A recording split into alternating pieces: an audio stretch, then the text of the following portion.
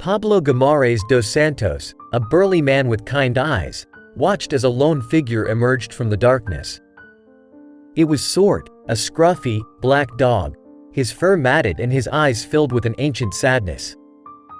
Every day, without fail, Sorte would walk from the back of the yard, where he slept, to the mangled wreck of a car that had been left there for months. He would lie down, head resting on the cold steel, and stay there until Pablo called him back for dinner.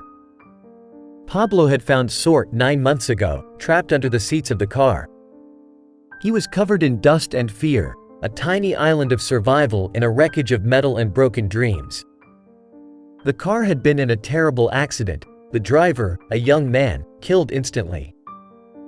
Pablo knew Sorte had been the man's constant companion, his shadow, his best friend. Sorte had been wary of everyone at first, retreating into his shell of grief. It took months of patience and kindness for Pablo to earn his trust. He would leave bowls of food for the dog, gradually moving them closer to the car until, finally, Sorte began to accept his gentle touch. They formed a bond, forged in the fires of shared loss. But even though Pablo was a good friend, even though he fed him and petted him, Sorte always returned to the car at night. It was his sanctuary, the last place he had seen his human. Pablo understood, his own heart aching with a similar kind of sorrow. He couldn't make Sorte forget, but he could be there for him, a silent witness to his grief. One evening, as the sun was setting, Pablo saw Sorte approaching the car, his usual mournful gait replaced by a frantic energy.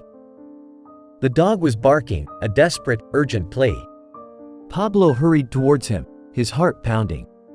He found Sorte standing at the open driver's door, tail wagging furiously. "Sorte, what is it?"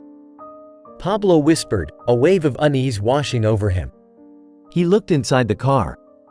There was nothing, just a pile of dust and debris. Then, he heard it.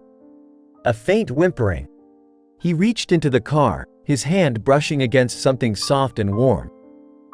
He pulled back a piece of crumpled metal, and there, curled up in a small space, was a tiny puppy, whimpering softly. Pablo gasped. It was a miracle. The puppy, barely bigger than his hand, must have been born in the wreckage. He carefully scooped the puppy into his arms and held it close. Sorte barked happily, nudging Pablo's hand. That night, the dog did not go back to the car. He slept beside Pablo, his head resting on the puppy, his mournful eyes reflecting a new, hopeful light. Sorte had been given a second chance, a chance to care, to nurture, to love again. He had found a new purpose, a new reason to live.